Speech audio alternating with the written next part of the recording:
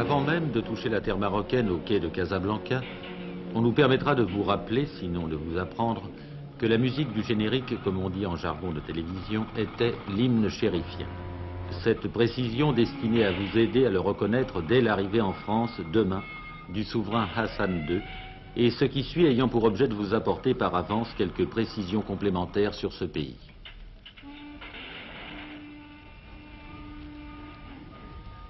Donc, nous voici à Casablanca, la ville blanche, bien sûr, celle que tout le monde connaît ou croit connaître, et dont beaucoup ne savent peut-être pas encore qu'elle n'est pas seulement le premier port marocain, mais encore le premier port phosphatier du monde.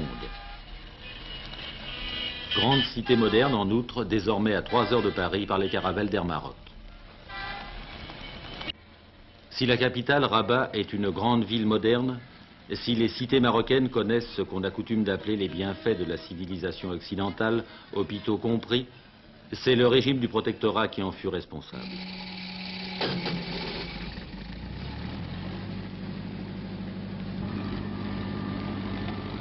Si le Maroc est présentement le plus développé avec l'Égypte des pays musulmans, si l'on peut y rencontrer les signes d'une vie économique moderne, c'est grâce à la mise en œuvre de ces richesses naturelles, dont la principale est le phosphate exploité par un office national créé en 1920.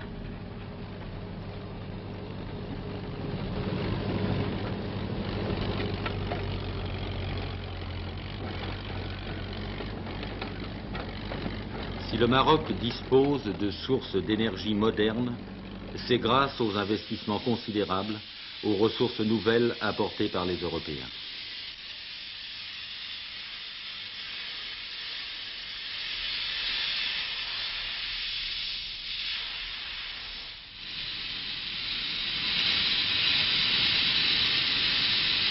Le fait est qu'il y a au Maroc des barrages dispensant la puissance électrique.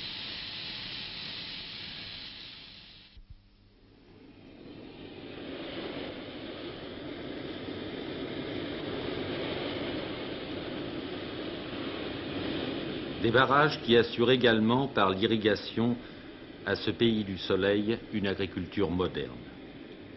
Une agriculture qui déjà connaît la mécanisation.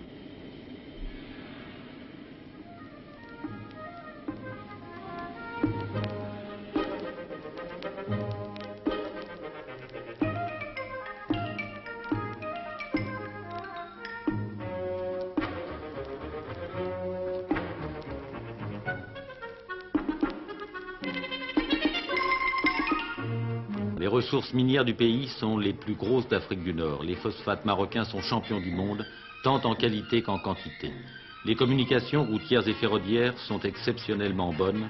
L'équipement portuaire avec Casablanca et sa fille puissant. Le soleil et l'eau, on l'a vu, assurent une agriculture prospère. Et cela dans un pays de 12 millions d'habitants et de 450 000 km². Bref, c'est la carte d'un pays enchanteur que nous pourrions ici établir s'il n'y avait à ce tableau un autre volet. La population qui s'accroît de plus en plus vite, les migrations intérieures, l'afflux vers les villes, la demande d'emploi, la revendication d'un prolétariat, les besoins d'éducation et de formation de la jeunesse, après celui de l'indépendance aujourd'hui acquise, mais apportant avec elle des problèmes nouveaux. Vous avez une belle exploitation ici, monsieur. Vous avez combien d'hectares à peu près? 800 hectares environ. Et vous y plantez quoi? Géranium, vigne et eucalyptus. Est-ce qu'il y a eu des nationalisations, des confiscations, comme il y en a eu en Algérie? Non, pas du tout. Simplement eu quelques prises de terre lorsqu'il y a eu les terres de collectivité, mais qui ne sont pas très importantes et qui se sont faites d'une manière tout à fait normale. Donc pas de nationalisation ni de confiscation. Vous êtes propriétaire terrien français. Au moment où certaines propriétés ont été confisquées en Algérie, est-ce que vous avez craint que votre propriété le soit aussi ici au Maroc? Oui, il y a eu nous avons créé une répercussion, si vous voulez, de ce mouvement qui avait d'ailleurs commencé déjà en Tunisie par la nationalisation de 300 000 hectares par tranche de 100 000 hectares, dont les dernières tranches ont été payées dernièrement.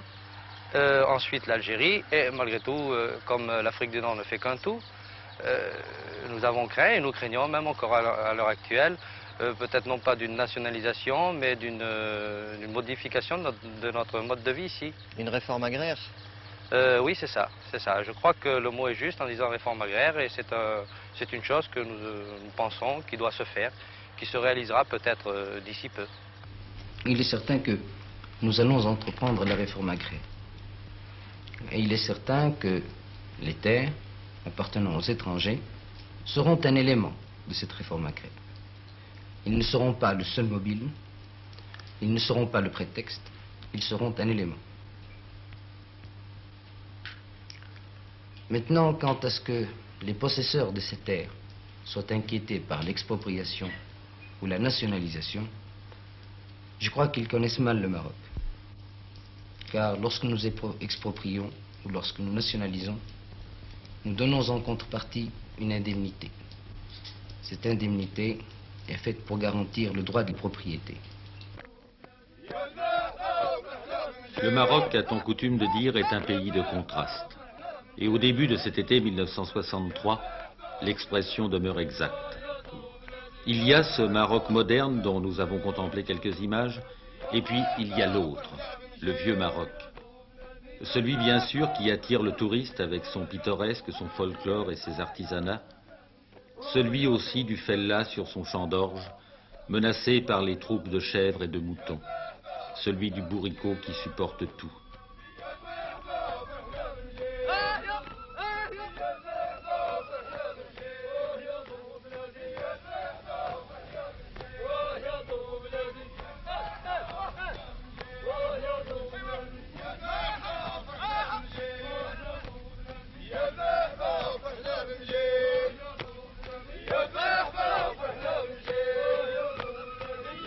Celui des Casbahs emprisonnés dans des rites et des coutumes datant des féodalités guerrières.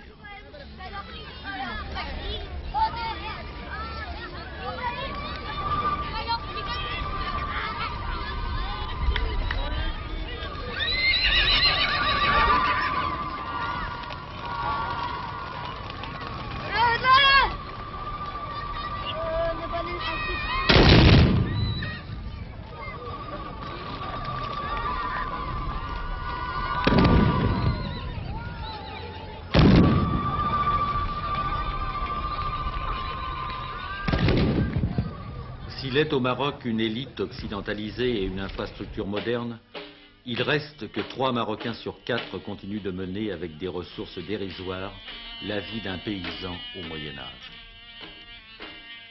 Et l'avenir du Maroc dépend aussi de la rapidité avec laquelle les femmes évolueront vers un statut plus libéral et le mode de vie qui est celui de leurs sœurs d'Europe.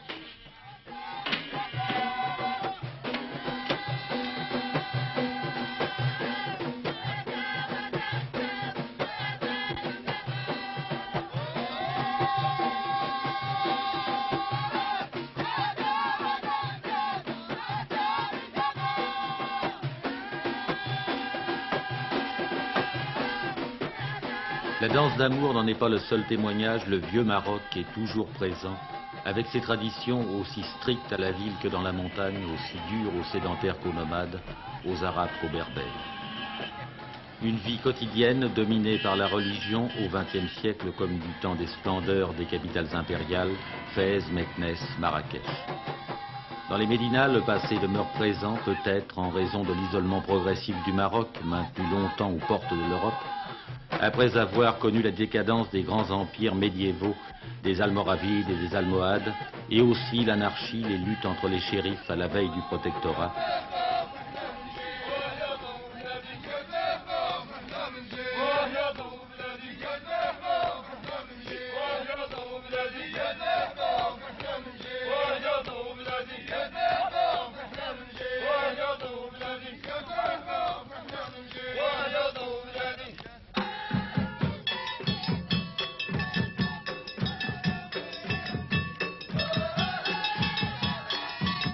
Pour l'étranger même, ce vieux Maroc conserve tout son mystère. Et l'on n'a pas fini de faire rêver lorsqu'on parle par exemple des hommes bleus du désert.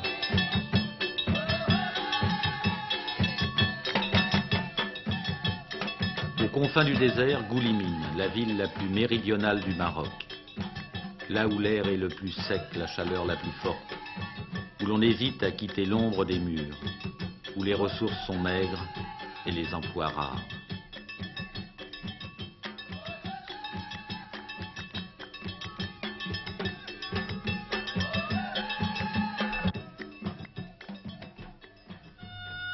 C'est ici que le Maroc moderne affronte ses problèmes, et d'abord le travail et l'éducation.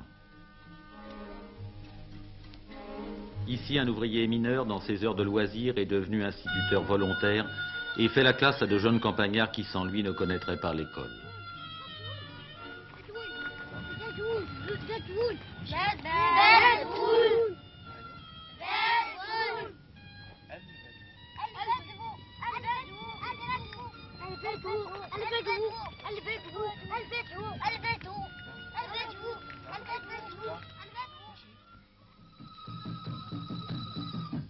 Au pied de l'Atlas, au bout des pistes, il reste tout à faire. Il n'y a pas ici d'infrastructure.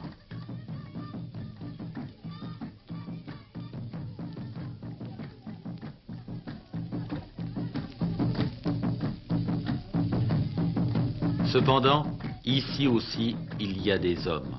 Des hommes dont le mode d'existence n'a pas évolué au cours des siècles, ni avant, ni pendant le protectorat.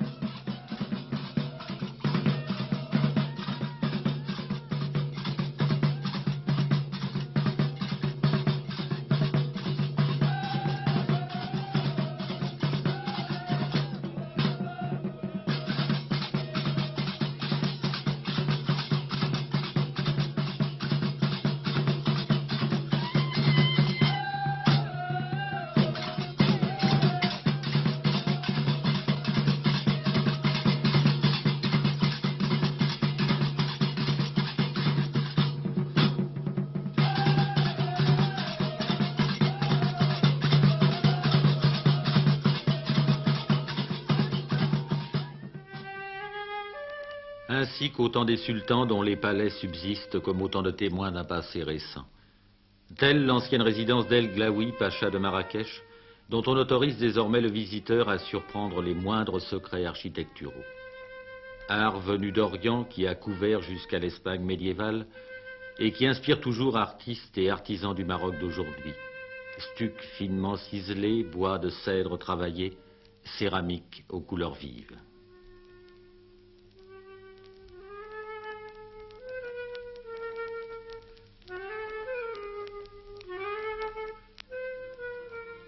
Telle aussi la maison du bonheur d'Ar es Saada, qui conserve de somptueuses pelouses, aujourd'hui résidence royale. Les minarets malékites demeurent célèbres dans le monde entier et les quarts de touristes font plus que jamais la visite des tombeaux de la dynastie saadienne.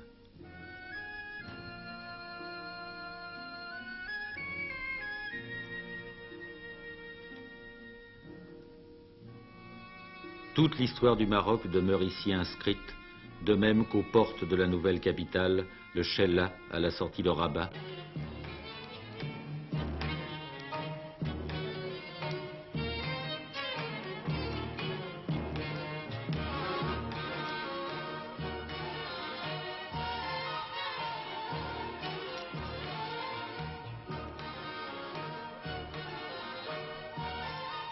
Ici commença l'histoire du Maroc musulman. Moulay Idriss, ville sainte où le descendant d'Ali, gendre du prophète, arriva 788 ans après Jésus-Christ pour implanter l'islam sur la terre marocaine.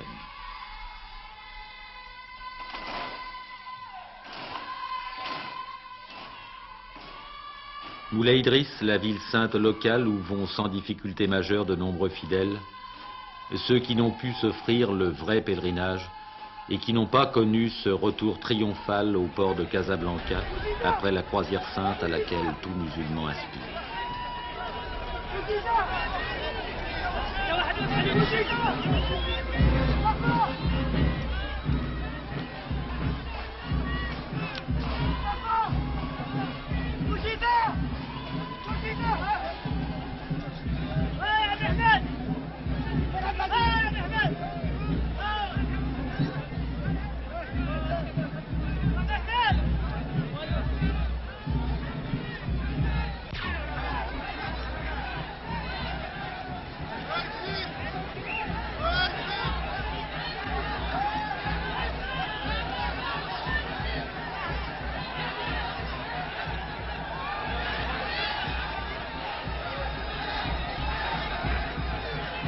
Heureux ceux-là qui ont connu l'enthousiasme qui remue les montagnes et renverse les services d'ordre.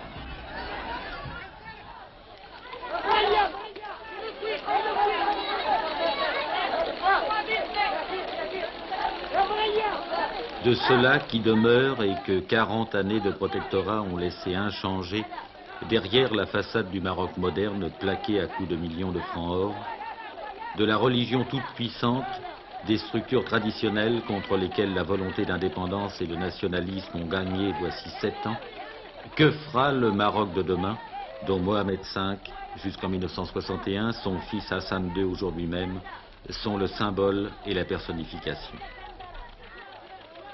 C'est à la dynastie des shérifs alaouites, shérif signifiant descendant du prophète, venu du Tafilalet au XVIIe siècle qu'appartient le souverain actuel.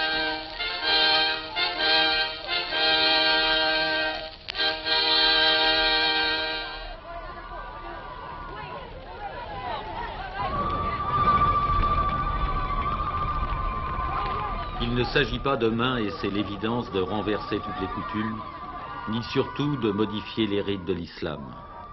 La procession de l'Aïd el-Kébir est immuable, de la composition du cortège, souverain en tête, suivi de son carrosse et de ses 7 chevaux, jusqu'au sacrifice du bélier.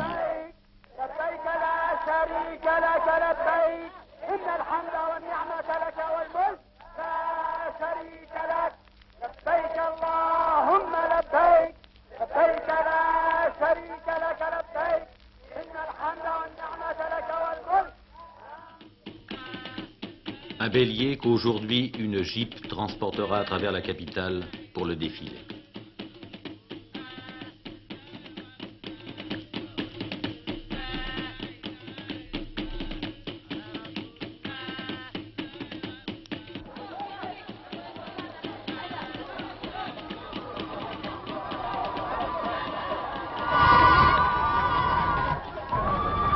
Le cérémonial des grandes manifestations n'a pas varié.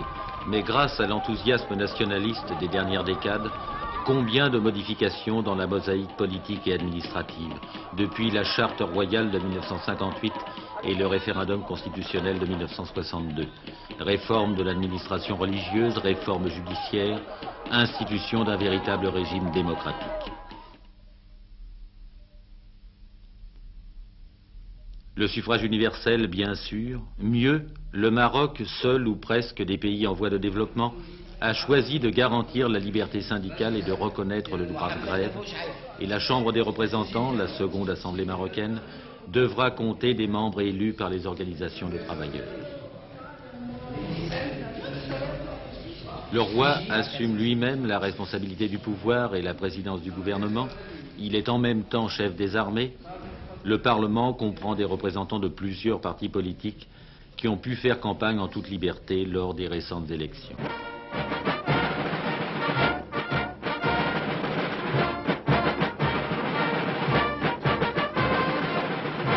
La cérémonie d'allégeance où toutes les autorités locales des villes comme des tribus viennent tour à tour selon un protocole immuable faire acte de soumission au souverain demeure inscrite au calendrier du nouveau Maroc.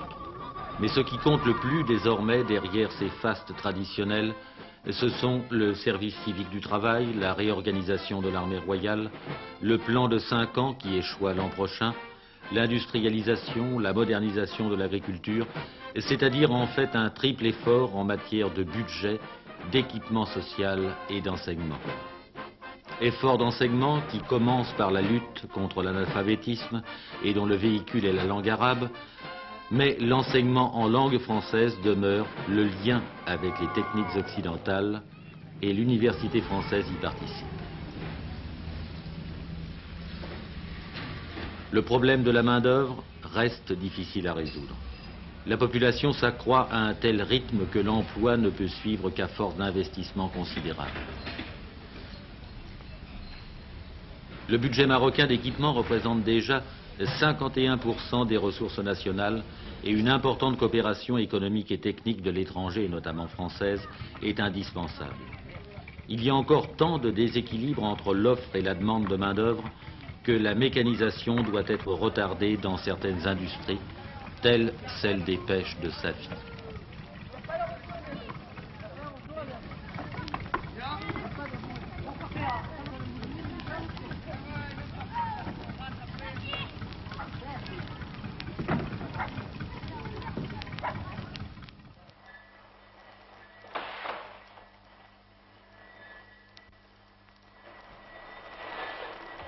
Mais il y a désormais à Rabat un conseil supérieur de la promotion nationale qui a déjà offert 16 millions de journées de travail en un an.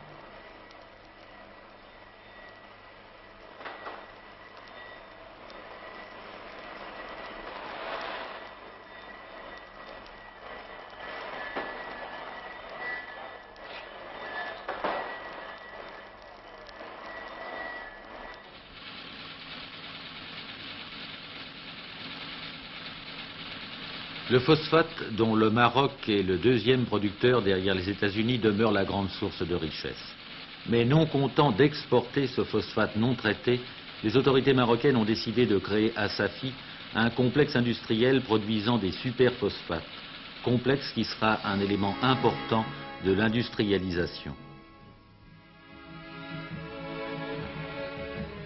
L'équipement hydroélectrique couvre les besoins marocains tout en permettant des exportations à destination de l'Algérie.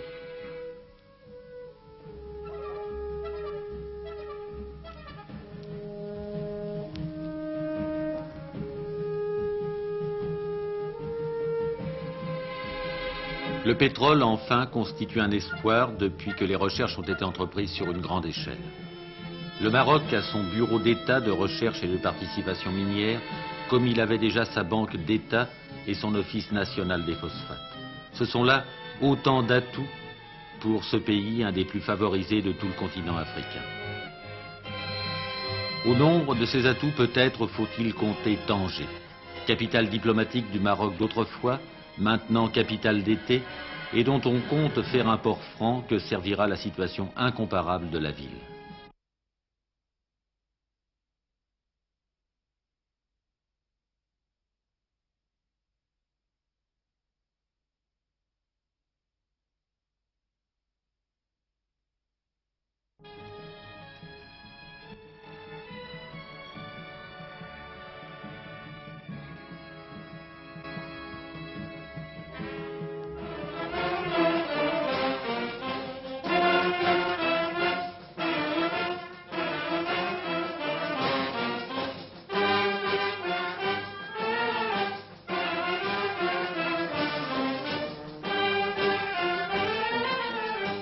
C'est le souverain de ce pays-là que nous nous apprêtons à accueillir en visite officielle mercredi à Paris.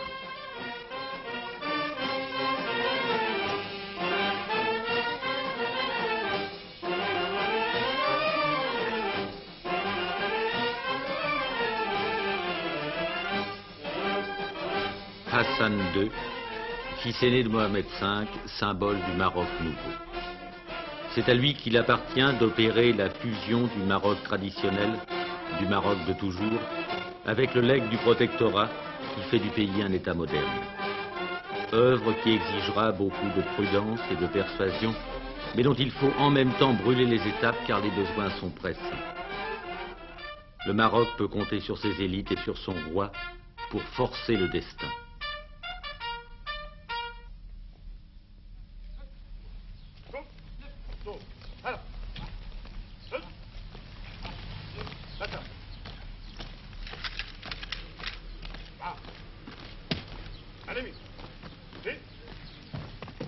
Entre votre père, Sa Majesté Mohamed V, et le général de Gaulle, il y a toujours eu des rapports qui dépassaient le cadre des simples relations de chef d'État à chef d'État.